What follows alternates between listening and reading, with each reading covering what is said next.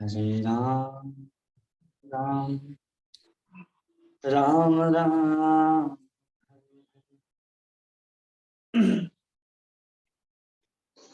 नारायणं नमस्कृत्यं नरं चैव नरोत्तमं देवीं सरस्वतीं व्यासं ततो जयामुदीरये।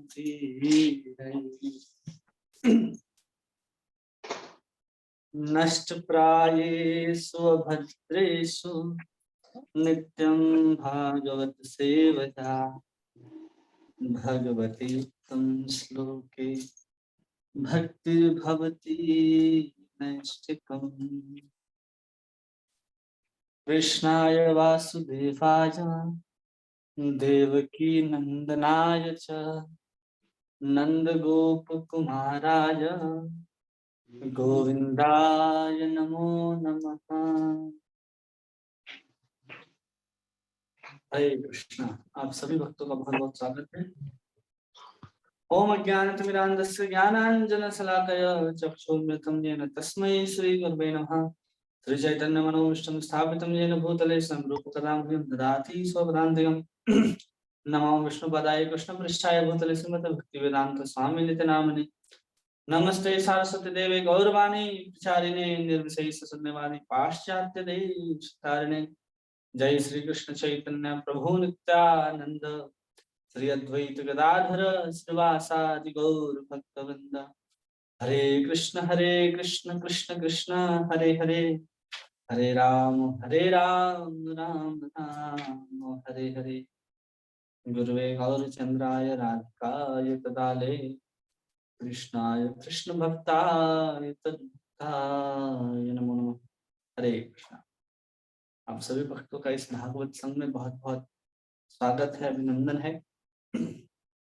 हम लोग नारद जी के पूर्व चरित्र के बारे में अध्ययन कर रहे हैं, जिसमें पूर्व चरित्र में पूर्व जीवन में उन्होंने कैसे साधुओं का संग प्राप्त किया और साधुओं का संग की महिमा क्या है मुख्य रूप से देखे, और उनके उच्चिष्टों की महिमा क्या है, और उनके मुख से भागवत की कथा, भगवान की कथा सुनने का महत्व क्या है, इसके विषय में नारद जी प्रकाश डालते हुए वेद व्यास जी को समझा रहे हैं, जिसको हम लोग समझने का प्रयास कर रहे हैं कि कितना महत्व है कि कथा सुनना, किसी वैष्णव का संग प्राप्त करना अथवा उनकी सेवा करना दुर्लभ भी है और साथ साथ कितना महत्व भी है।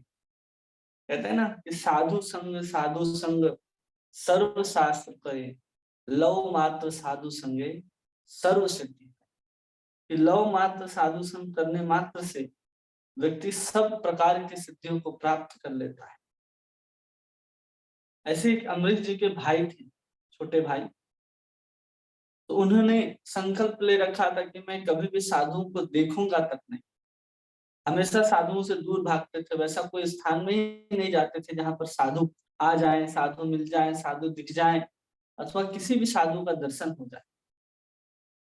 तो एक बार क्या होता है, नारद जी संकल्प कर लेते हैं कि मैं उसके पास जाऊंगा, और नारद जी पीछे पीछे और आगे आगे भाग रहे हैं कि हमको कहीं मुड़ करके देखना ना पड़े, किसी प्रकार का सेवा करना ना पड़े, तो आगे आगे भाग रहे। जैसे ही अपने महल के दरवाजे पे पहुंचते हैं, नारद जी दरवाजे पर आकर के खड़े हो जाते हैं, और दरवाजा जैसे बंद करने के लिए जब जिस समय के लिए मुड़ते हैं, तो बस उतना ही क्षण जब कोई सामने दरवाजे पे खड़ा हो और आपको दरवाजा बंद करने में जितना समय लगेगा, उतने समय तक उन्होंने नारद जी का दर्शन किया। और जब उनका शरीर छूट जाता है, तो उसे स्वर्ग के देवता लेने के लिए नहीं आते, सीधा वैकुंठ लोक से विष्णु दूत ही लेने के लिए आते हैं, और पूछते हैं वहां पर जाकर के कि हमने ऐसा कोई पुण्य का काम नहीं किया, हमने कोई ऐसा कार्य ही नहीं किया कि हमें वैकुंठ की प्राप्ति हो, तो आप हमें वैकुंठ क्यों ले जा रहे हैं। तो वहां पर यमदूत विष्णु दूत कहते हैं कि आपने दरवाजे को बंद करते समय 2 क्षण के लिए आपने नारद जी का दर्शन किया था, उस दर्शन के सौभाग्य के कारण आपको वैकुंठ की प्राप्ति हुई। इतना सौभाग्य है किसी शुद्ध वैष्णव का दर्शन प्राप्त करना, जो नारद जी का दर्शन प्राप्त करके अमरीश जी के छोटे भाई वैकुंठ को प्राप्त कर गए। उसी प्रकार वेद व्यास जी के सामने आकर के प्रकट हुए हैं, तो सोचिए वेद व्यास का कितना बड़ा सौभाग्य होगा कि एक भक्त, भगवान के शुद्ध भक्त जो हैं, वो स्वयं आकर के उपदेश कर रहे हैं कि कैसे हमने पूर्व जन्म में दासी पुत्र से नारद तक की यात्रा की है। आज हम लोग देखेंगे अध्याय 5 स्कंद 1 श्लोक संख्या 30।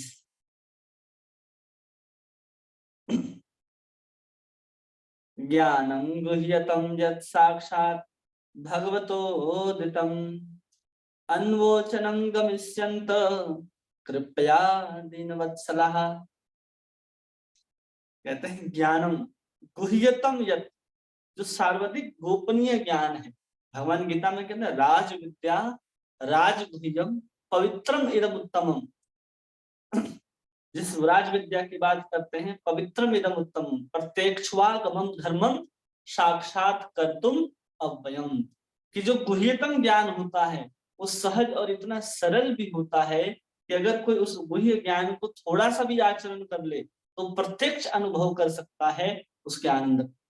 ऐसा नहीं है कि आज हम इस क्रिया को शुरू करेंगे तो कल जाकर के आनंद मिलेगा या भविष्य में कभी हम आनंद को सबको प्राप्त करेंगे, ऐसा नहीं है। प्रत्यक्ष आगमम धर्मम। अगर आप राजगुह्य बात को समझते हैं, सुनते हैं, जिसमें भगवान कहते हैं ना मन मना भव मद्भक्तो मध्याजी माम नमस्कुरु, तो उस विधि के कारण हम तुरंत ही साक्षात रूप से उस कर्तव्य को, उस धर्म को करके हम समझ सकते हैं कि भगवान की सेवा में, क्रिया में कितना आनंद है। वही चीज को यहाँ बता रहे, ज्ञानम गुह्यतमम। भगवत गीता में 2 तरह के ज्ञान है, गुह्य ज्ञान है, एक गुह्यतम ज्ञान है और एक गुह्यतमम ज्ञान। 3 प्रकार के ज्ञान है। एक सीक्रेट है, उससे भी ज्यादा सीक्रेट है, एक मोस्ट सीक्रेट ज्ञान। उसी मोस्ट सीक्रेट ज्ञान को यहाँ पर गुह्यतमम कहा जाता है, अत्यंत, जो छिपा करके रखे हैं भगवान। उसके पहले भगवान जो बताते हैं भगवत गीता में भी, तो गुह्य ज्ञान बताते हैं, आत्मा परमात्मा के संबंध में ज्ञान बताते हैं। फिर जब चौथे चैप्टर में पहुंचते हैं तो गुह्यतर ज्ञान बताते हैं 12 अध्याय तक। फिर 9 अध्याय में आएंगे, वहां गुह्यतम ज्ञान बताते हैं, और फिर 18वें अध्याय में भी गुह्यतम ज्ञान बताते हैं, जो अत्यंत गुह्य ज्ञान है, जो कहीं और देखने सुनने के लिए नहीं मिलता है। उसी बात को यहाँ पर नारद जी भी कह रहे हैं कि ज्ञानम गुह्यतमम यत् साक्षात भगवोत्तम, यत् साक्षात, जिसका प्रत्यक्ष, जो भगवान के द्वारा ही प्रतिपादित हुआ है, ऐसा ज्ञान की बात कर रहे हैं यहाँ नारद जी, जो कह रहे हैं कि भगवतोदिदम, कि भगवान के द्वारा ही प्रतिपादित किया गया है। अनवोचन गमिष्यन्तः, उनके उपदेश के द्वारा, उपदेश जब जाते समय कृपया दीनवत्सलाः, अहेतु कि दीनवत्सला, जो दिन के प्रति उपदेश थे। तो उन्होंने कब दिया? तो कहते हैं दीनों ने। कौन आए थे नारद जी के यहाँ? जो भक्त आए थे। तो वही कह रहे हैं कि दीन जनों पर अत्यंत दयालु उन भक्ति वेदांतों ने जाते समय मुझे गुह्यतम विषय का उपदेश दिया, जो स्वयं भगवान द्वारा निर्देशित है। जो भगवान के द्वारा गुह्यतम ज्ञान निर्देशित है, उसको जाते समय नारद जी को उपदेश देते हुए जाते हैं।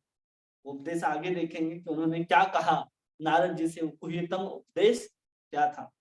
अब हम लोग समझेंगे तात्पर्य को। ये तो समझ गए कौन उपदेश दे रहा है। गुह्यतमम ज्ञान जब कहा जा रहा है तो गुह्यतमम ज्ञान का मतलब होता है जिससे आप तुरंत परमात्मा की, भगवान की प्राप्ति कर सके, उसी को गुह्यतमम ज्ञान कहते हैं। आप ब्रह्म साक्षात्कार, आत्मा परमात्मा के ज्ञान की बात करें तो गुह्यतर ज्ञान हो गया। और ऊपर ऊपर से कि नहीं तुम शरीर नहीं हो, आत्मा है, आत्मा अमर है, ये सब गुह्य ज्ञान है। लेकिन उससे भी अधिक अधिक जब बढ़ते जाएंगे तो उसको गुह्यतमम ज्ञान कहते हैं। अब यहाँ पर प्रभुपाद जी हम लोगों को तात्पर्य में समझाते हैं, बहुत सुंदर बात हम लोगों को तात्पर्य में यहाँ समझा रहे प्रभुपाद, कि दीन जनों पर अत्यंत दयालु उन भक्ति वेदांतों ने जाते समय मुझे गुह्यतम ज्ञान का उपदेश दिया, जो भगवान द्वारा ही निर्देशित था। तात्पर्य, विशुद्ध वेदांती या भक्ति वेदांत अपने अनुयायियों को स्वयं भगवान के उपदेशों के अनुसार ही उपदेश देता है। सबसे पहला क्वालिटी बता रहे कि जो उपदेश देता है, जो भक्ति वेदांत या वेदांती होता है या भक्त होता है, वो अपने अनुसार कभी भी किसी को उपदेश नहीं देता है। वो किसके अनुसार देगा? भगवान के उपदेशों के अनुसार ही उपदेश दिया जाएगा। कोई कह दे कि अपने हिसाब से कोई बता दे, तो ऐसा नहीं होता। वो शास्त्र का खंडन भी है, शास्त्र का उल्लंघन भी है और भगवान की अवज्ञा भी। जो भगवान कह रहे हैं गीता में, भागवत में, उसी चीज को आपको दोहराना है। उसे अपने हिसाब से कोई बताने लग जाए कि नहीं मेरे अनुसार ऐसा है, ये है, वो है, तो बिल्कुल भी गलत। उसको भक्ति वेदांत नहीं कहा जा सकता है, या फिर उनको विशुद्ध चेतना वाला व्यक्ति नहीं कहा जा सकता है जो वेदांती है। वो कोई और हो सकता है, भगवत भक्त और भगवान का कोई दूत नहीं हो सकता जो आपको भगवान के तक ले जाने के लिए आया है। चाहे कोई भी, अगर भगवान की कही गई बातों से अलग कोई बात कहता है तो वो शुद्ध रूप से आपको भगवान तक ले जाने का सामर्थ्य नहीं रखता है। भगवान ने भगवत गीता तथा अन्य शास्त्रों में निश्चित रूप से यह उपदेश दिया है कि लोग उन्हीं का अनुगमन करें, और उन्होंने गीता भागवत आदि में उस उपदेशों को दिया है, और भगवान भी चाहते हैं कि सभी लोग उन्हीं उपदेशों का पालन करें। भगवान प्रत्येक वस्तु के सृष्टा हैं, पालक तथा संहारक हैं। समस्त दृश्य जगत उनकी इच्छा के बल पर अवस्थित है। जब उनकी इच्छा से सारा खेल समाप्त हो जाता है तब वे अपने साज सामग्री सहित अपने दिव्य धाम में बने रहते हैं। कहते हैं कि पूरा का पूरा सृष्टि जो है, जो हमें दिखाई दे रहा है, ये भगवान की ही कृपा से, भगवान की ही शक्ति के बल पर चलता है। जैसे चेस बोर्ड होता है ना, हम लोग खेलते हैं तो सब निकाल करके अपने अपने स्थान पर उसको लगाते हैं, और फिर जब खेल खत्म होता है तो एक ही डब्बे में सैनिक हो, चाहे एक ही डब्बे में राजा हो, मंत्री हो, सब एक ही डब्बे में डाल करके रख दिया जाता है। वैसे ही जब भगवान इस सृष्टि का खेल समाप्त करते हैं तो सब सामग्रियों के साथ जब महाविष्णु में विलीन हो जाते हैं, और भौतिक सृष्टि समाप्त होने के बाद भी भगवान अपने नित्य धाम में सभी साज सामग्रियों के साथ विद्यमान रहते हैं। क्यों रहते हैं? तो आगे प्रभुपाद कह रहे हैं,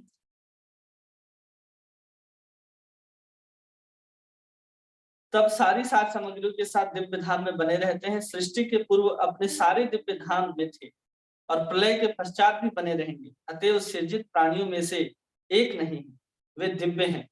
भगवत गीता में भगवान कहते हैं कि अर्जुन को उपदेश देने के बहुत पहले उन्होंने यही उपदेश सूर्य को दिया था, क्योंकि बीच में यह श्रृंखला टूट गई थी और उपदेश गलत तरीके से प्रयोग में जाने लगा था, और अतः वही उपदेश अर्जुन को फिर से दिया गया। भगवान कहते हैं ना कि उपदेश जो है मैंने पहले सूर्य देवता को दिया था, विवस्वान को दिया था, विश्वान ने फिर इक्ष्वाकु को, इक्ष्वाकु ने फिर मनु को दिया।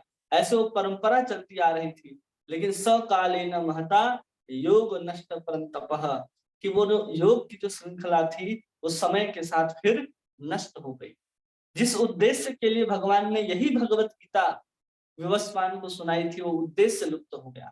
कहते हैं ना कि नष्ट हो गया वो परंपरा, वो श्रृंखला नष्ट हो गई। इसका मतलब क्या है कि गीता के उपदेश वही हैं, लेकिन उस उपदेशों को अलग अलग प्रकार के जो टिप्पणी करने वाले लोग होते हैं, जो अपने मनमाने ढंग से उसकी व्याख्या करने लग जाते हैं, तो उसके वास्तविक अर्थ से समाज जो है बहुत दूर चला जाता है। तो उसी को कहते हैं सकालीनः नष्टा योग परंतपो। योग की जो परंपरा है जिसके द्वारा लोग भगवान तक पहुंचते थे, वही टूट गया। इसलिए भगवान ने फिर से अर्जुन को ये गीता सुनाई, तब जाकर के हम लोगों को गीता प्राप्त होती है। इसलिए क्या नष्ट हो रहा है? तो अगर हम कोई शास्त्र के लिखे गए श्लोकों का अर्थ को अगर अनर्थ करेगा, अपने हिसाब से किसी को बताने का प्रयास करेगा, तो समझना चाहिए वही हो रहा है, जिसके लिए भगवान को फिर से आना होगा। श्लोक वही होंगे, तात्पर्य भी वही होंगे, लेकिन समझने वाले, समझाने वाले अगर गलत हो जाएंगे तो उसकी जो परंपरा है नष्ट हो जाएगी। इसलिए प्रभुपाद जी ने एकदम शुद्ध तरीके से केवल और केवल कृष्ण की ओर ले जाने वाले जो तात्पर्य होने चाहिए, हर तात्पर्य में आप देखेंगे प्रभुपाद जी के कि आपको कृष्ण भावना भावित होना है। वहां पर भगवान कह रहे हैं कि कमर सीधी करो, नाक के ऊपर ध्यान केंद्रित करो, श्वास को देखो। प्रभुपाद कहेंगे कि नहीं, हरे कृष्ण महामंत्र जपना। हर जगह प्रभुपाद वही समझाते हैं, क्योंकि प्रभुपाद जी को पता है कि लोग इधर उधर जाएंगे और कलयुग के लोगों के पास इतनी शक्ति नहीं है कि योग कर सके, ध्यान कर सके, ज्ञान के मार्ग पर चल सके, या कर्म योग को ठीक से निभा सके। इसलिए प्रभुपाद जी की किताब में देखेंगे, ग्रंथ में, भगवत गीता में, तो हर तात्पर्य में आपको कृष्ण का नाम, आपको कृष्ण भावना भावित होने की बात कही जाएगी। कहीं भी आपको ये नहीं कहा जाएगा कि आप योग करो, ध्यान करो, कहीं भी नहीं। भगवान कह रहे ऊपर, लेकिन प्रभुपाद नीचे बोलते नहीं। हमें कृष्ण भावना भावित होने के लिए जो सबसे श्रेष्ठ है भक्ति, उस भक्ति का ही अवलंबन करना है। पूरे के पूरे तात्पर्य में लेकर के चलते हैं। ताकि फिर लोग उस जो योग पथ है उस योग पथ से विचलित ना हो जाए, उसे भटक ना जाए। इसलिए प्रभुपाद जी सब जगह एक ही वाक्य को, कृष्ण की भक्ति, कृष्ण की भक्ति, कृष्ण कृष्ण कृष्ण, और हम शरीर नहीं है, हम आत्मा है, इस बात को ही लिखते हुए जाते हैं ताकि हमारे मन बुद्धि मस्तिष्क में वो बात बैठ जाए। इसलिए प्रभुपाद जी ने उतने सुंदर तात्पर्य को हम लोगों को प्रदान किया है। आगे कहते हैं, अतएव भगवान का उपदेश भक्तों के अतिरिक्त अन्य कोई नहीं समझ सकता। यहाँ कह रहे हैं कि भगवान का जो उपदेश है उसको भक्तों के अतिरिक्त कोई नहीं समझ सकता। जो कृष्ण का नाम लेना शुरू कर दिया हो, जो कृष्ण को अपना सब कुछ समझता हो, वही भगवान के द्वारा इतने वेद पुराण शास्त्र जो कहे गए लिखे गए हैं उन सबको समझ सकता है, अन्यथा कोई और नहीं समझ सकता है। इसलिए भगवान यहाँ प्रभुपाद कह रहे हैं, क्योंकि वह महान भक्त एवं मित्र था। भगवान ने अर्जुन को क्यों किया? सखो, भगवान कहते हैं ना कि तुम मेरे मित्र भी हो और मेरे सखा भी। भक्तो असी में सखा चेती रहस्यम हेतुम उत्तमम। मैं इसलिए तुम्हें ये दिव्य ज्ञान दे रहा हूं कि तुम मेरे मित्र भी हो और मेरे भक्त भी हो, इसलिए मैं तुम्हें दिव्य ज्ञान दे रहा हूं। और फिर भगवान प्रभुपाद आगे समझाते हैं, अतएव भगवान का उपदेश भक्तों के अतिरिक्त कोई और नहीं समझ सकता।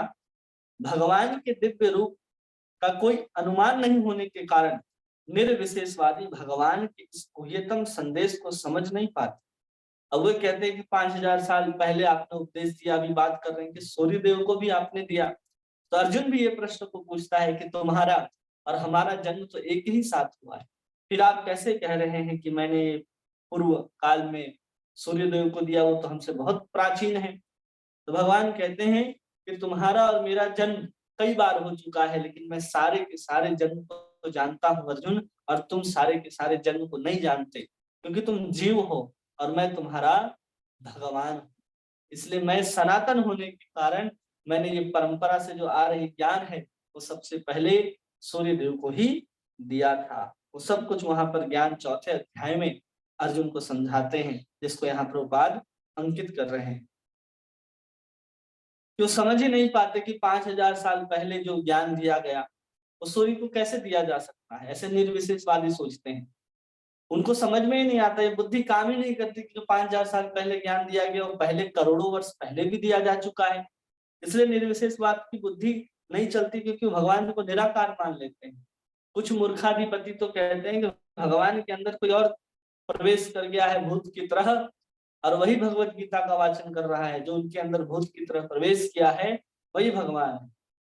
ऐसे कुछ गधे लोग हैं, जैसे प्रजापति ईश्वरीय कुमारी जो है ना विश्वविद्यालय, उन गधों का भी यही कहना है, जो जीते जी लड़कियों को विधवा बनवा करके सफेद साड़ी पहना करके घुमाते हैं।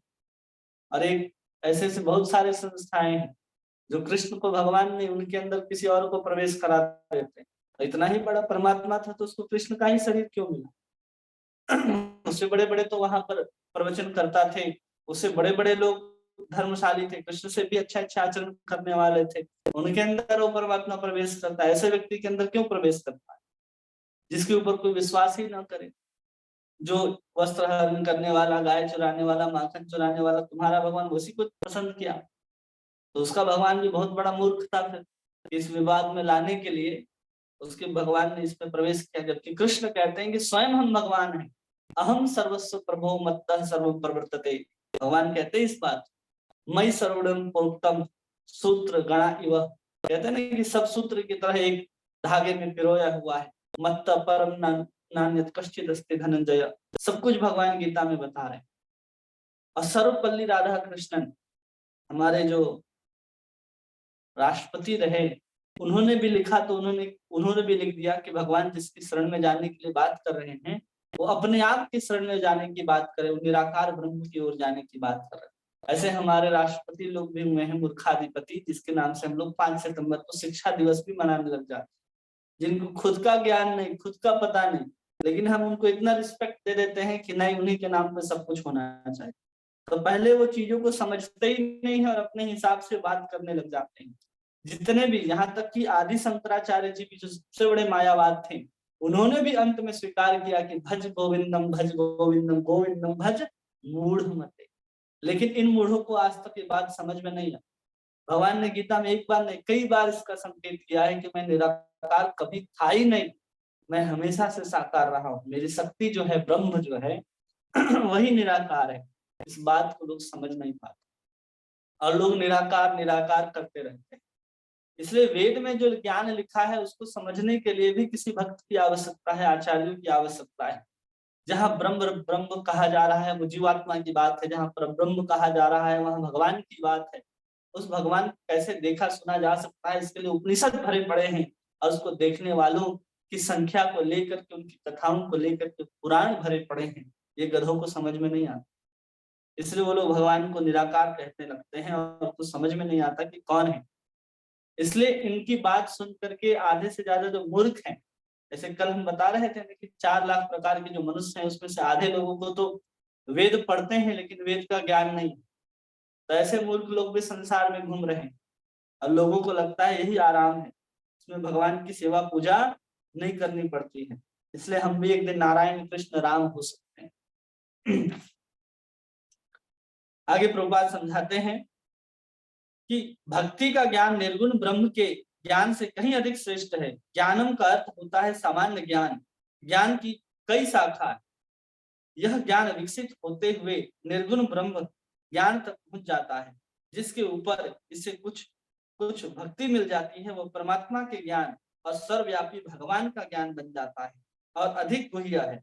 किंतु यदि यह ज्ञान शुद्ध भक्ति में सेवा में परिणित हो जाता है तो दिव्य ज्ञान गुह्य अंश को प्राप्त कर लेता है, तो गुह्यतम ज्ञान कहलाता है। भगवान ने अर्जुन उद्धव इत्यादि को गुह्यतम ज्ञान प्रदान किया है। जो गुह्य ज्ञान है जिसमें हम केवल निराकार ब्रह्म को जानते हैं, वो ज्ञान है लेकिन आधा अधूरा ज्ञान। उसको लेकर के जो साकारवादी हैं उसके ऊपर वो लोग आरोप लगाते रहते हैं कि तुम मूर्ति पूजा करते हो, ये पूजा करते हो। अब उनको क्या बात समझ में आएगी कि भक्ति का स्तर क्या है और ज्ञान अभी कहाँ है। उसी ज्ञान में जो थोड़ा सा और आगे बढ़ते हैं तो गुह्यतर ज्ञान उनको मिलता है जिसमें परमात्मा का साक्षात्कार करते हैं।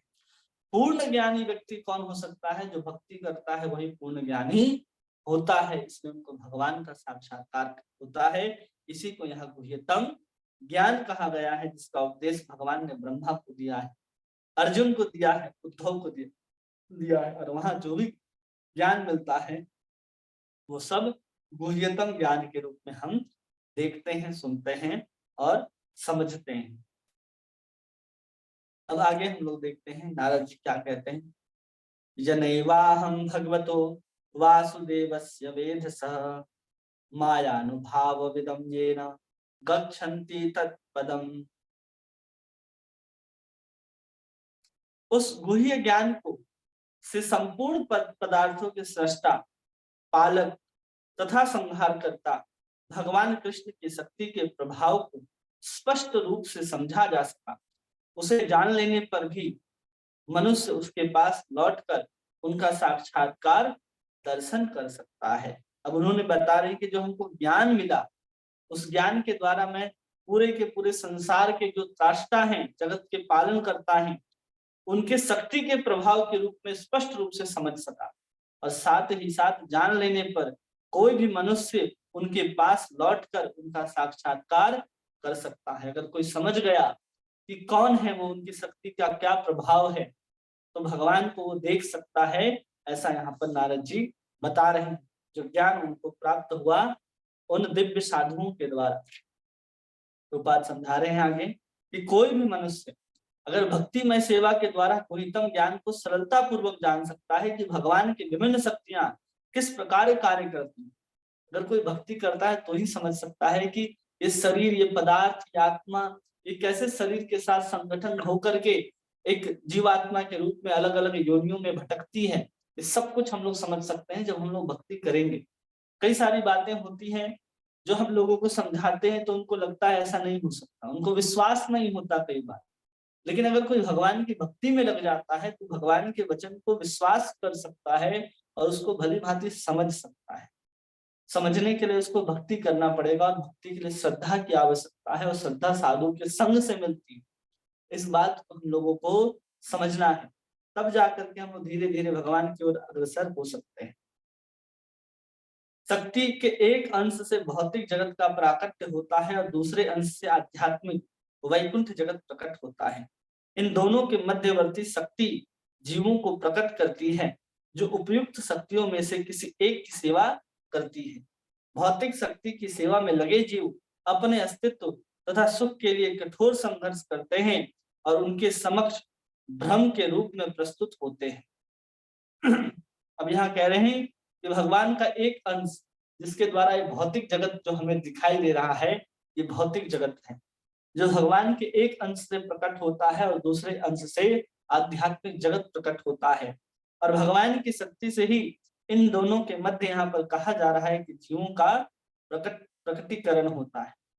और उसमें से जो लोग भौतिक सेवा में संलग्न हो जाते हैं, जो खुद चाहते हैं कि हम अपने इंद्रियों का भोग कर सकें, वे सब इस संसार में आकर के भ्रम के रूप में ही सुख और दुख को समझते रहते हैं। वास्तव में संसार में सुख और दुख कुछ भी नहीं है, ये सब भ्रम है, केवल हमें दिखाई देता है और ऐसा प्रतीत होता है कि ये सुख है, ये दुख है। यहाँ न सुख है न दुख है, यहाँ पर वैसी कोई भी वस्तु नहीं है, लेकिन हमें भ्रम के कारण और अपने संघर्ष के कारण वो चीज हमें दुख में प्रतीत होता है। और बहुत संघर्ष के कारण मनोवांछित वस्तु अगर प्राप्त हो जाती है तो हम सुख का अनुभव करते हैं। वास्तव में आप जो संघर्ष कर रहे हैं उसमें भी किसी प्रकार का दुख नहीं है, और जो आप प्राप्त कर रहे हैं उसमें भी किसी प्रकार का सुख नहीं है। दोनों एक समान है, लेकिन फिर भी हमको भ्रम होता है। अपने कार्यकलापों के कारण हम दृष्टि इधर उधर जब दौड़ाते हैं और भोग की कामना लेकर के भटकते हैं संसार में, तो प्राप्त वस्तु, इच्छित वस्तु जब प्राप्त होती है तो हम सुख का अनुभव करते हैं, और वही वस्तु जब हमसे छीन ली जाती है तो हम दुख का अनुभव करते हैं। इसलिए यहाँ कहा जा रहा है भ्रम के रूप में प्रस्तुत होते हैं। किंतु जो आध्यात्मिक शक्ति में रहते हैं वे सनातन जीवन, पूर्ण ज्ञान और अविरत आनंद में भगवान की प्रत्यक्ष सेवा प्रदान की जाती है। और जो लोग आध्यात्मिक जगत में निवास करते हैं उनको भगवान की शुद्ध सेवा प्रदान की जाती है और भगवान की सेवा में लगे रहते हैं। ये वाक्य केवल हम जीवों को समझने के लिए लिखा गया है। ऐसा नहीं है कि कभी भगवान ने इस भौतिक सृष्टि का निर्माण किया, कभी आध्यात्मिक सृष्टि का निर्माण किया। वास्तव में सब सनातन है।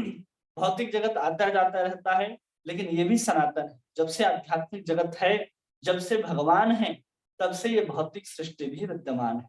बस भौतिक सृष्टि की यही है कि वो आता है और जाता है, एक कालक्रम के लिए व्यक्त रूप में दिखाई देता है और कुछ काल के लिए अव्यक्त हो जाता है। ऐसे ही व्यक्त और अव्यक्त जो होता रहता है उसको भौतिक सृष्टि कहते हैं, जिसमें जो भी जीवात्माएं रहते हैं उसको जन्म, मृत्यु, जरा, व्याधि के चक्कर में गुजरना पड़ता है। जो स्वसुख की इच्छा लेकर के संसार में रहते हैं वो भौतिक संसार में उनको रखा जाता है, और जो कृष्ण की सेवा की वासना लेकर के आध्यात्मिक जगत में रहते हैं उनको जन्म, मृत्यु आदि के चक्कर में नहीं भटकना पड़ता। और नित्य आध्यात्मिक जगत में भगवान की सेवा में लगे हुए रहते हैं, उनको भगवान की सेवा प्रदान की जाती है। केवल ये समझने के लिए हमको दिया गया है। ऐसा नहीं कि किसी काल में सृष्टि हुई थी, किसी काल में आध्यात्मिक जगत बनाया गया, किसी काल में भौतिक जगत बनाया गया। वास्तव में बनाया कुछ भी नहीं गया, सब सनातन अवस्था में अवस्थित था। केवल हमें समझाने के लिए ये बात लिखी जा रही है। भगवत गीता में भगवान ने कहा है कि इनकी इच्छा है कि सभी बद्ध जीव जो भौतिक शक्ति के सत्ता में सड़ रहे हैं, इस भौतिक जगत के समस्त कार्य व्यापार को त्याग कर उनके पास आ जाएं। ज्ञान का यह गुह्यतम अंश है, लेकिन इसे शुद्ध भक्त ही समझ सकते हैं। अतएव यही भगवान के धाम में उनका दर्शन करने तथा उनकी सेवा करने हेतु प्रवेश कर पाते हैं। इसका ज्वलंत उदाहरण स्वयं नारद मुनि है।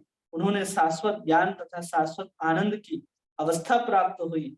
इसके सारे साधन तथा मार्ग हर एक के लिए खुले रहते हैं।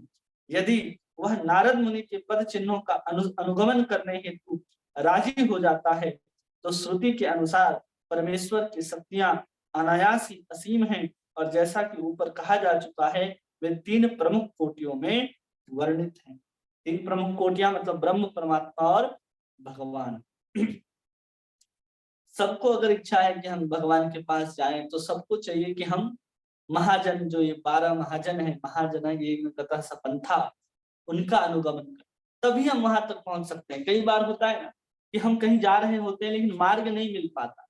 कई बार होता है जब हम पहली बार वृंदावन गए थे तो हम अकेले जब परिक्रमा लगा रहे थे गोवर्धन की परिक्रमा, तो हमें ज्ञात नहीं था कि किधर से कौन सा मार्ग होता है।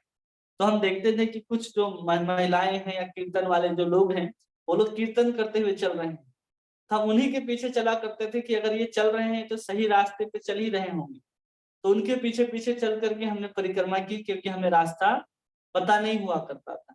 उसी प्रकार जब हमें भगवान तक पहुंचना है और हमें वही ज्ञान का पता नहीं है, और कोई व्यक्ति भगवान के उस मार्ग में चल रहा है, तो आप भी अगर उनके पीछे पीछे चलेंगे तो सच में आप कहाँ पहुंच जाएंगे, जहां पर वो भक्त पहुंच रहा है, आप भी उनके पीछे पीछे चल करके पहुंच जाएंगे। यही रहस्य है कि हम कैसे किसी भक्त के पीछे चल के भगवान की तक पहुंच सकते हैं। और कोई कार्य करने की आवश्यकता नहीं है। मार्ग पता है, नहीं पता है, ज्ञान है, नहीं है, पीछे पीछे चलना है, वो हमें कहाँ पहुंचा देंगे, भगवान तक पहुंचा देंगे। इसलिए यहाँ करें, नारद मुनि के चरण चिन्हों का अनुगमन करना है।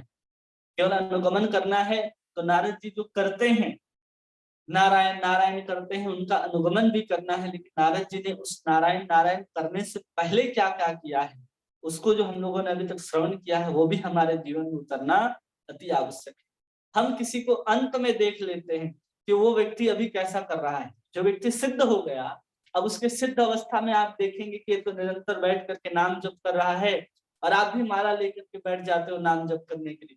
घंटे भर बाद बोलते हो कि नहीं, हमसे नाम जप नहीं होगा। अरे भाई, वो नाम जप करने के लिए बैठा है, उसके पहले उसने क्या क्या साधन किए, उसका भी तो अनुगमन करो। कि उसने साधु के पास गए, साधु की सेवा करी, वहां से ज्ञान लिया, वहां से उपदेश लिया, तब जाकर के उनके आशीर्वाद को प्राप्त करके वे भजन करने के लिए बैठे हैं। तब जाकर के उनका भजन साधन इतनी तीव्रता के साथ, इतनी श्रेष्ठता के साथ चल रहा है।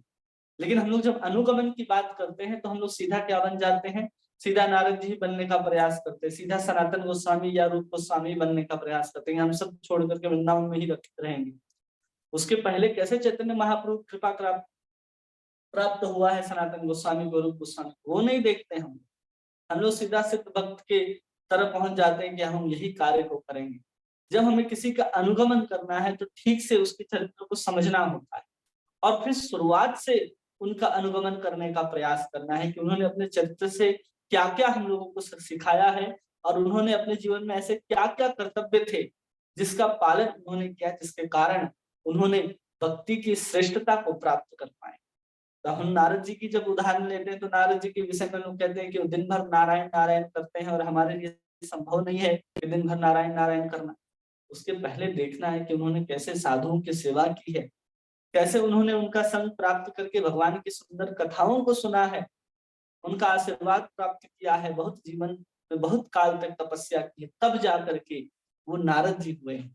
उसी प्रकार जो इस्कॉन में कई तरह के जो प्रचारक होते हैं, वो कई बार अपने आप को प्रभुपाद ही समझने लग जाते हैं कि जैसे प्रभुपाद जी ने किया वैसे ही हम हजारों भक्त बना सकते हैं, सैकड़ों मंदिर बना सकते हैं, और किसी को भी गाली दे सकते हैं, वो मेरा बात सुनेगा। जैसे प्रभुपाद जी बोलते थे ना, अपने अंग्रेजों शिष्यों को कई बार वो गाली देते थे, वो छोड़ करके नहीं जाते थे, यहाँ तक कि उनको व्हाइट डॉग भी बुलाते थे प्रभुपाद। लेकिन फिर भी वो लोग ऐसा नहीं करते थे कि हम जा, क्योंकि एक शुद्ध भक्ति की, शुद्ध भक्त का ये पहचान होता है कि उसके मुख से जो कुछ भी निकलेगा वो आशीर्वाद की तरह होता है। लेकिन सब अपने आप को शुद्ध न होने के कारण केवल प्रभुपाद जी की उन्हीं गतिविधियों का पालन करने लग जाते हैं, और सोचते हैं कि अब हम भी प्रभुपाद जी हो जाएंगे, जो मेरा बात कहा जाएगा, सुना जाएगा, वही सिद्धांत के रूप में स्वीकार किया जाएगा। तो ऐसा कभी भी संभव नहीं है। जब हम किसी का अनुगमन करते हैं तो प्रभुपाद जी को भी देखना है कि 22 साल तक वो जीव गोस्वामी के मंदिर, राधा दामोदर मंदिर में बैठ करके शास्त्रों का अध्ययन करते थे, वहां पर भजन करते थे प्रभुपाद, एक एक शास्त्रों को वहां बैठ करके पढ़ा है उन्होंने, अंग्रेजी जाकर के कलकत्ता में उन्होंने फिर से सीखा है, और तब जाकर के वो विदेश गए हैं, तब जाकर के अंग्रेजों को उन्होंने प्रचार किया है। हम लोग सीधा पहुंच जाते हैं उनके अनुगमन करने के डायरेक्ट। उन्होंने सिद्धि की अवस्था में तपस्या करके जब सब कुछ हो गया, तब हम लोग पहुंचते हैं कि हाँ ऐसे लोग।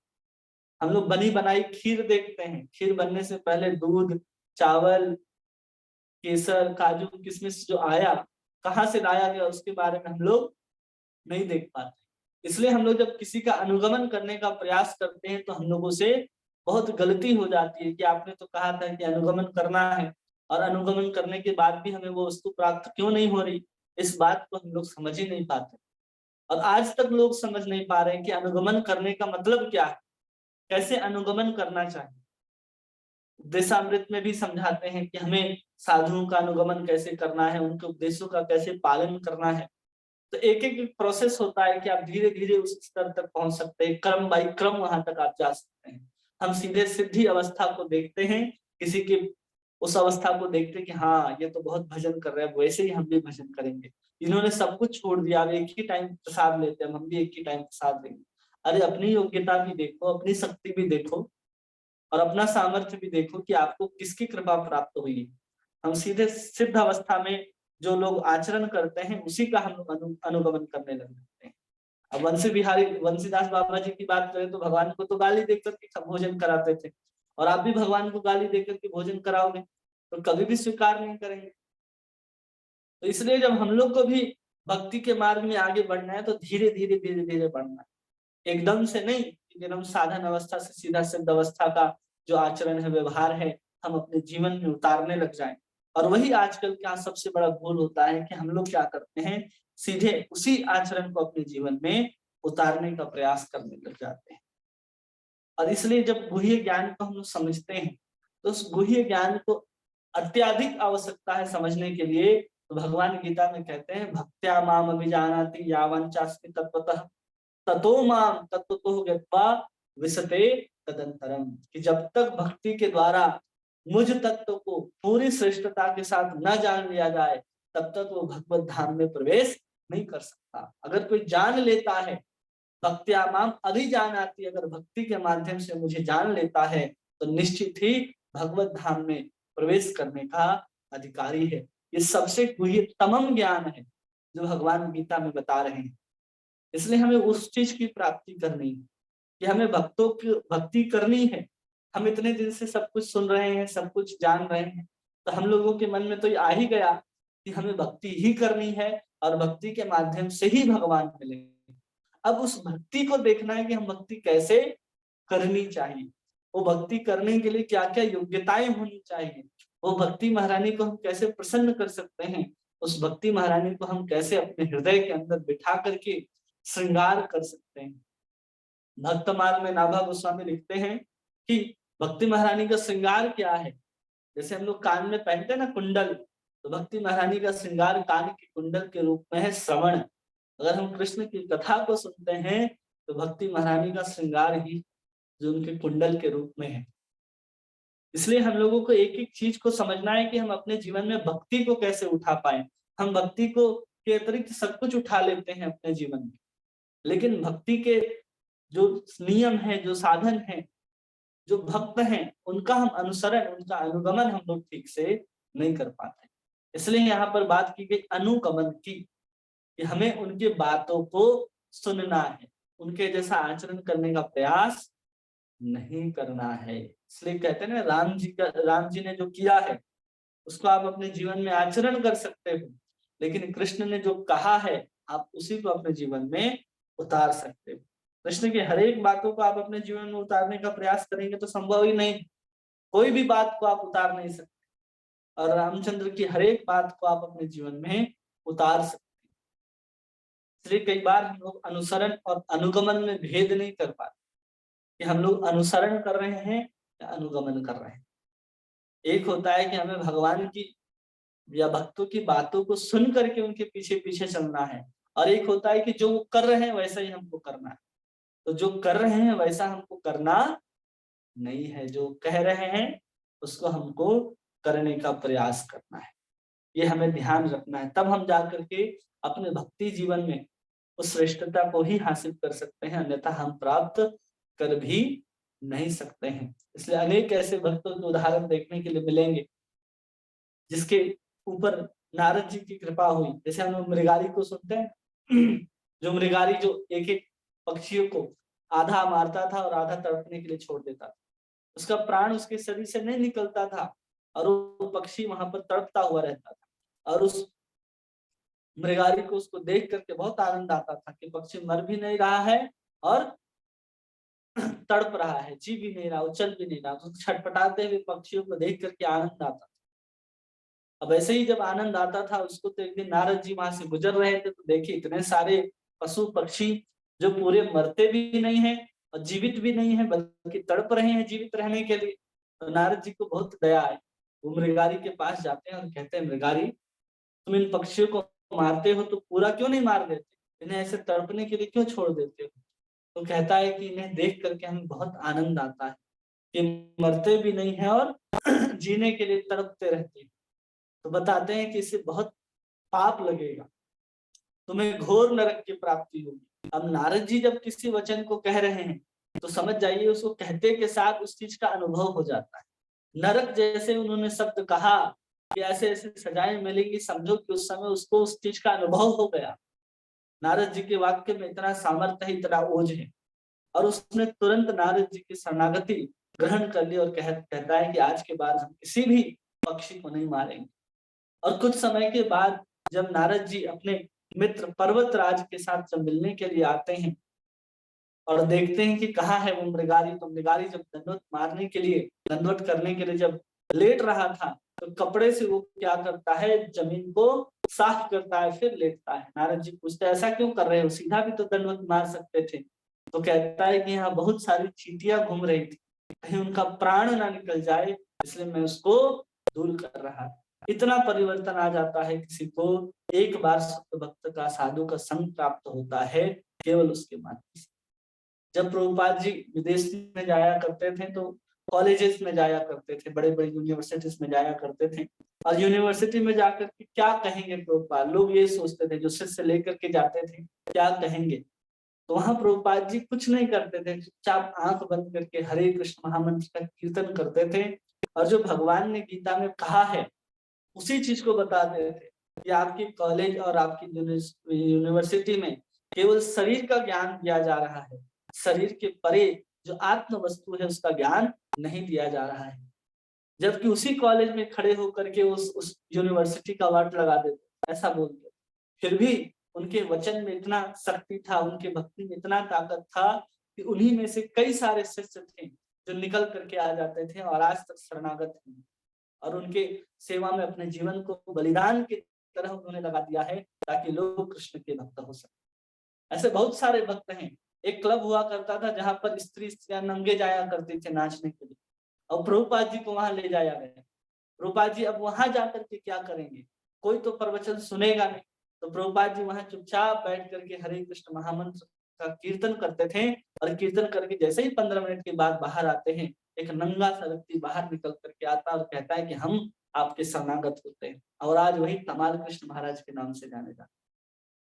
तो ये प्रभुपाद जी की शक्ति है कि एक शुद्ध भक्त के प्रभाव से कैसे किसी के जीवन में परिवर्तन आ सकता है, वो केवल एक भक्त जानता है, और जिसके जीवन में वो परिवर्तन आया है उसी परिवर्तन को जान सकते हैं, अन्यथा कोई परिवर्तन को नहीं जान सकता है।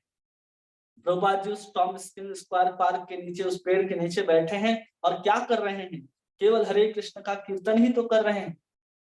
और उस कीर्तन को करते करते देखिए सैकड़ों लोग वहां पर जमा हो जाते हैं। सैकड़ों लोग में कुछ लोग उनसे पूछते हैं क्या हम आपकी सहायता कर सकते हैं, और उसी में से एक बड़े बड़े लोग मिलते हैं, जैसे जॉर्ज हरिसन मिला, जिन्होंने भक्ति वेदांत मैनर जो लंदन में अपना घर है उसको प्रभुपाद जी को दान कर दिया। जो पहला पुस्तक जो प्रभुपाद जी ने चाहते थे पब्लिश कराने के लिए, पूर्ण पुरुषोत्तम भगवान श्री कृष्ण, उसमें वो धन्यवाद देते हैं जॉर्ज हरिसन को कि उसने इस पुस्तक को लोगों तक पहुंचाने के लिए इसकी छपाई की तो कॉस्ट थी उसको दिलवाई। तो ऐसे उन्होंने सेवा की है इतने सारे भक्त ने विदेशों में जाकर, क्योंकि उनको वहां इस चीज का पता नहीं था, उस सब भोग आदि को कर चुके थे, फिर भी उनको शांति नहीं मिल रहा था। जो हम आज करना चाहते थे उनको कर चुके थे वो लोग अलग अलग प्रकार के नशा करते थे, इधर उधर घूमते थे, जानवरों की तरह रहते थे, और सब बड़े बड़े घर के थे। तब उनको पता था कि हम जो कुछ प्राप्त करना चाहते हैं इस साधनों से प्राप्त नहीं हुआ, लेकिन स्वामी जी जो कह रहे हैं उनमें उनको पूर्ण विश्वास। जब हरे कृष्ण महामंत्र होता था तो वहां के भक्त कहते थे कि एलएसडी से भी ज्यादा मजा आता कीर्तन में, नाचने में। प्रभुपाद जी ऐसे कीर्तन करते थे और हमें लगता है अरे प्रभुपाद जी वही टोन गाए जा रहे, हरे कृष्णा, वही गा करके उनको एलएसडी से ज्यादा मजा आ रहा। तो शुद्ध भक्त की उस कैसे किस सुर में गाता है ये महत्व नहीं रखता, वो किस भाव से गाता है ये महत्व रखता है। क्योंकि नाम में तो एक अपने आप में एक दिव्य शक्ति है, और उसको कोई भक्त अगर गा रहा हो तो सोचिए उसकी दिव्यता कितना अधिक महत्व बढ़ जाता है। तो प्रभुपाद जी ने वैसे ही लोगों को भक्त बनाया है, अलग अलग स्थानों पर जा करके, सब जगह जा जा करके भक्त बनाया प्रभुपाद जी। जो उनको देखते थे, देखने मात्र से उनके प्रति अलग प्रकार का एक आकर्षण होता था कि हाँ ये प्रभुपाद जी हैं, स्वामी जी हैं, कौन है, क्या बताते हैं, क्या समझाते हैं। लोग केवल उनके तस्वीर को लगे देखते थे, उनके रिकॉर्डिंग्स चला करते थे, क्योंकि प्रभुपाद जी तो इतने सारे देशों में घूमते थे, और इतने सारे देशों में घूमते थे तो एक देश जाने के बाद कब उस देश में दोबारा आएंगे कोई नहीं जानता। तो उसके बाद भी उनकी तस्वीरों को, उनके प्रवचनों को लोग रिकॉर्ड करके रखते थे उस समय, और उनको टेप की तरह वहां चलाते थे। उस रिकॉर्डिंग को सुन सुन करके कई लोग भक्त बने हैं। आज भी कई लोगों को हमने देखा है कि वो जब आते हैं हमारे पास पूछने के लिए कि ये ऐसा है, तो हम पूछते हैं कि आप किस मंदिर से जुड़े, तो कहते हैं किसी मंदिर से नहीं जुड़े। तो आपने ये सब कहाँ से सीखा? तो उन्होंने कहा कि भक्ति वेदांत प्रभुपाद जी का ऑडियो सीडी है, जो बहुत सारे यूट्यूब में, इंटरनेट में उपलब्ध है, उनके प्रवचनों को हमने सुना है, और उनके प्रवचन को ही सुन करके 16-16 माला लोग करते हैं, केवल उनके ही प्रवचन को सुनकर। कोई व्यक्ति नहीं गया स्पष्ट रूप से कि हाँ इसको समझाना चाहिए, माला लेना चाहिए।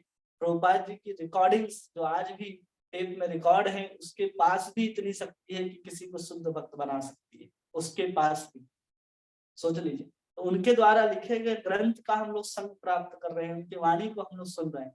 इसलिए हमें प्रभुपाद जी के जितने भी मॉर्निंग वॉक्स लेक्चर हैं, या फिर किसी जैसे कि फादर से बात कर रहे हैं, किसी चर्च में डिबेट कर रहे हैं प्रभुपाद, उन सब की रिकॉर्डिंग है, सैकड़ों की संख्या में रिकॉर्डिंग उपलब्ध है। उसको हमें प्रत्येक दिन श्रवण करने का प्रयास करना चाहिए। ज्यादा समय का भी नहीं होता, 20 मिनट, 25 मिनट, 30 मिनट, 40 मिनट के लेक्चर होते हैं। उसको अगर हम श्रवण करेंगे तो उनके शुद्ध वाणी से भी हमारे जीवन में परिवर्तन आएगा। इतना शुद्ध आवाज है प्रभुपाद जी, सुनते ही एक अलग वाइब्रेशन में चले जाते हैं, एक अलग ही शांति का अनुभव करते हैं। इसलिए उनके वचनों को भी हम लोग को सुनना चाहिए, जो वर्तमान रूप में हमारे पास उपलब्ध है। हम लोग कहते हैं नारद जी यहाँ तो कह रहे हो तो लिखा गया है, प्रभुपाद जी जो कह रहे हैं उसको आप सुन भी सकते हैं। आज के वैज्ञानिकों ने इतनी प्रगति करके उस चीज को रिकॉर्ड करके हमारे लिए रखा। अगर प्रभुपाद जी होते और हमारे भारत में प्रचार कर रहे होते इतना ही जोर शोर से, तो प्रभुपाद जी का एक भी रिकॉर्डिंग आपको नहीं मिलता, क्योंकि ना भारत के लोग उतना इंटरेस्ट दिखाते रिकॉर्ड करने में, और ना ही यहाँ पर उतनी बड़ी टेक्नोलॉजी थी उस समय कि कुछ भी हो रहा तो उसको रिकॉर्ड करने के लिए वहां माइक पकड़ करके टेप चला करके रिकॉर्ड कर। वहां सब सामग्रियां उपलब्ध थी, तो उनका फायदा उनको बहुत अच्छा हुआ, इतना सारा ग्रंथ आदि सब प्राप्त हुआ। कई जो हम तात्पर्य यहाँ पर पढ़ते हैं, वो तात्पर्य वास्तव में प्रभुपाद जी ने अपने जो डिक्टाफोन होता है ना, उसमें रिकॉर्ड किया है और फिर इसको टाइप किया गया है। हर चीज को प्रभुपाद जी ने लिखा भी नहीं, कई बार प्रभुपाद जी ने उसके तात्पर्य को केवल रिकॉर्ड किया है, बोल बोल करके, और फिर उसको किताब के रूप में संग्रहित किया गया है। इसलिए हमें प्रभुपाद जी के वाणी को सुनना बहुत आवश्यक है, और उनके तात्पर्यों को, उनके वचनों को पढ़ना आवश्यक है, जिसके माध्यम से ही हम अपने जीवन में जिस अनुगमन, अनुसरण की बात कर रहे हैं, वो उनकी कृपा से ही आएगा। इसलिए प्रभुपाद जी जो नियम हमको बताते हैं, उस नियम के अनुसार अगर हम चलेंगे तो प्रभुपाद जी कहते हैं कि 100% गारंटी है कि वो भगवत धाम अवश्य जाएगा। लेकिन जो प्रभुपाद कह रहे हैं उसको अपने जीवन में उतारना है।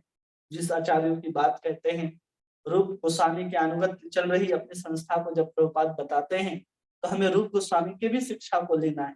इसलिए उनकी शिक्षा को देने के लिए चैतन्य चरितामृत जैसे महान ग्रंथ को, उपदेशामृत जैसे ग्रंथ को उन्होंने लिखा है, ताकि हम लोगों को रूप गोस्वामी के विषय में जानकारी प्राप्त हो सके। तो इस तरह से हम लोगों को अनुसरण करना है, अनुगमन करना है, तब हम लोग उस सिद्धि को प्राप्त करेंगे। किसी के सिद्ध अवस्था को देख करके उसके तरफ आकर्षण जरूर हो जाता है कि चलो ये चीज हमें भी प्राप्त करना है, लेकिन उस अवस्था में वो जो कार्य कर रहा है वो नहीं करना है। उसने अपने साधन अवस्था में क्या क्या किया उसको देखने का, उसको समझने का प्रयास करना है, और उसी को करना है। इस बात को हमें हमेशा याद रखना चाहिए कि हमें अनुगमन भी करना है, तो कैसे अनुगमन करना चाहिए। किन्हीं का कोई प्रश्न है जो आप पूछना चाहते हैं तो पूछ सकते हैं, कोई बात जो आपको न समझ में आई हो। हरे कृष्णा प्रभु जी, धन्यवाद। हरे कृष्णा, धन्यवाद, प्रणाम। जी प्रभु जी, बहुत अच्छा से समझाए। और प्रभुपाद जी का जो यूट्यूब लेक्चर के बारे में बोले, और एक सीरियल भी है ना प्रभुपाद जी का, अभय हाँ, चरण। वो बाद में बनाए थे, भक्ति चारू महाराज ने उनको बनाया था सीरियल। जी, वो सीरियल हम लोगों ने देखा था जब पहले नहीं जुड़े थे ना यहाँ पे प्रभुपाद जी का, बहुत अच्छा लगा था। और जैसे प्रभु जी, बाकी सब तो समझ में आया। एक जो होता है ना 29 नंबर श्लोक में आपने बताया कि उद्धव जी को जो गुह्यतम ज्ञान दिया था ना भगवान ने, तो वो ज्ञान थोड़ा क्या है, मतलब थोड़ा बताएंगे, क्या बोले थे?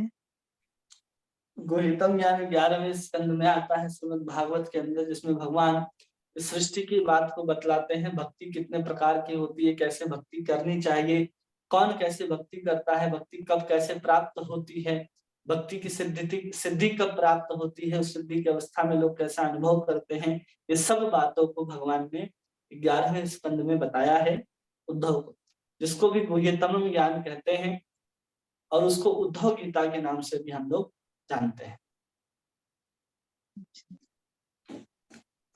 हरे कृष्ण प्रभु जी, प्रणाम। हरे कृष्णा, दंडवत प्रणाम। प्रभु जी, हमें अनुगमन करना चाहिए या अनुसरण करना चाहिए? अनुगमन का मतलब क्या होता है कि हम उनके पीछे पीछे उन्हीं के पद चिन्हों में, जैसे उन्होंने किया वैसा हम भी करें, एक चीज हो गया। और अनुसरण का मतलब हो गया कि उन्होंने जो कहा है उस चीज का हमें पालन करना है। तो यहाँ पर नारद जी के विषय में कहा गया कि अनुगमन करना, तो नारद जी के विषय में हम अनुगमन कर सकते हैं, लेकिन उनके साधन अवस्था को देखते हुए कि उन्होंने पूर्व जन्म में कैसे साधुओं की सेवा की, उनकी संगति प्राप्त की और भगवान की कथाओं को श्रवण किया, तो हम उनका अनुगमन करेंगे तो कोई नुकसान नहीं है। लेकिन हम किसी ऐसे व्यक्ति का अनुगमन करने लग जाते हैं जो बहुत विशाल हो, परे हो, जैसे कृष्ण भगवान का हम अनुसरण कर सकते हैं, अनुगमन नहीं कर सकते। भगवान कृष्ण ने 16,108 साथिया की गोवर्धन दिखाए, तो हम तो कर नहीं सकते। तो हमें उनके कही गई बातों का ही पालन करना है, जिसको अनुसरण कहते हैं। तो हमें ये बात को ध्यान रखना है कि हमें किसका अनुसरण करना है और किसका अनुगमन करना है। इसलिए हमने राम और कृष्ण दोनों का उदाहरण दिया कि आप कृष्ण का अनुसरण कर सकते हैं और राम जी का अनुगमन कर सकते हैं। क्योंकि प्रभु जी, भगवत गीता में तो हमें यही कहा गया है ना कि हमें महापुरुषों का अनुसरण करना चाहिए, ना कि हाँ, अनुगमन महापुरुषों का करना। अनुसरण मतलब उन्होंने जो कहा है उनका हमें पालन करना चाहिए। लेकिन प्रभुपाद जी यहाँ पर लिखते हैं अनुगमन कर सकते हैं नारद जी के चरण चिन्हों का। इसलिए हमने इस बात को आपको विस्तार से समझाया कि किसी यानी की साधन अवस्था को देख करके हमें उनका अनुगमन करना चाहिए। उनके सिद्ध अवस्था को देख करके अनुगमन करेंगे तो हम कभी भी उस शक्ति को प्राप्त नहीं कर सकते। इसलिए यानी प्रभु जी, भक्तों का हम अनुगमन कर सकते हैं। कर सकते हैं। लेकिन आप देखेंगे कि हमारे बड़े बड़े वैष्णव हैं, जैसे जयदेव गोस्वामी, उनके दोनों हाथ और पैर काट करके कुआं में डाल दिया गया था, और उसके बाद भी उन्होंने एक शब्द नहीं कहा उनको। तो वैसा अनुगमन तो हम नहीं कर सकते, तो उनके लिए अनुसरण ही करना पड़ेगा कि उन्होंने क्या कहा है, उस समय उन्होंने क्या वचन कहा है हमारे लिए, उसको पालन करना पड़ेगा। तो हम जब हमारे अंदर खुद विवेक होगा कि हम क्या कर सकते हैं और क्या नहीं कर सकते हैं, तो सबसे श्रेष्ठ होता है कि जो उनके वचन हैं उनको निभाया जाए। सबसे आसान होता है निभाना उनके वचनों को जो हमारे लिए कहे गए हैं, जिसको हम अनुसरण कर सकते हैं। ठीक है प्रभु जी। प्रभु जी, एक और बात, ये जो प्रभुपाद जी की हिंदी में छोटे छोटे लेक्चर हैं, वो हाँ, आप ग्रुप में डाल दोगे प्लीज? प्रभुपाद जी के छोटे छोटे लेक्चर्स हाँ, डाल मतलब देंगे। जैसे वो आती है ना छोटी छोटी क्लिप्स, हाँ, तो इंग्लिश में तो मिलती है मेरे को, पर हिंदी में बहुत कम मिलती है। हिंदी में केवल 32 लेक्चर ही हैं, हम्म। इसलिए नहीं मिलती हिंदी में। हाँ, तो आप प्लीज ग्रुप में डाल देना। हाँ, ठीक है प्रभु जी, थैंक यू। ठीक है। और किन्हीं का कोई प्रश्न है?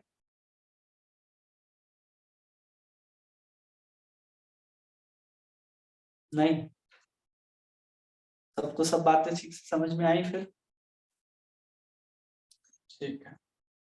हरे कृष्णा कृष्ण कृष्ण हरे हरे, हरे राम राम राम हरे हरे। वाञ्छाकल्पतरुभ्यश्च कृपा सिन्धुभ्येव च पतितानां पावनेभ्यो वैष्णवेभ्यो नमो नमः। अनंत कोटि वैष्णव वृंद की जय। नामाचार्य श्री हरिदास ठाकुर की जय। हरे कृष्ण महामंत्र की जय। श्री श्री गौरताई भगवान की जय। जगन्नाथ बलदेव सुभद्रा महारानी की जय। श्री श्री राधा रमण लाल की जय। वृंदावन धाम की जय। श्रीमद् भागवत महापुराण की जय। श्रील प्रभुपाद की जय। निताय गौर प्रेमानंदे हरि हरि बोल। आप सभी भक्तों का बहुत बहुत धन्यवाद। हरे कृष्णा। हरे कृष्णा प्रभु हरे जी। कृष्णा प्रभु जी। हरे कृष्णा। हरे कृष्णा प्रभु जी, दंडवत प्रणाम। हरे कृष्णा। दंडवत प्रणाम। हरे कृष्णा प्रभु जी, दंडवत प्रणाम। दंडवत प्रणाम। दंडवत प्रणाम प्रभु जी। हरे कृष्णा। दंडवत प्रणाम। हरे कृष्णा प्रभु जी, दंडवत प्रणाम। हरे कृष्णा। दंडवत प्रणाम। हरे कृष्णा प्रभु जी, दंडवत प्रणाम। दंडवत प्रणाम। सुमन माता जी आज पहली बार आई है ना, चली गई वो। नहीं माता प्रभु जी, पहले भी आते हैं, वो कभी कभी आते हैं बट। हरे कृष्णा दंडवत प्रणाम। हरे कृष्णा। दंडवत प्रणाम। सुमन पिपलानी शाबाश है माता जी को, प्रभु जी को।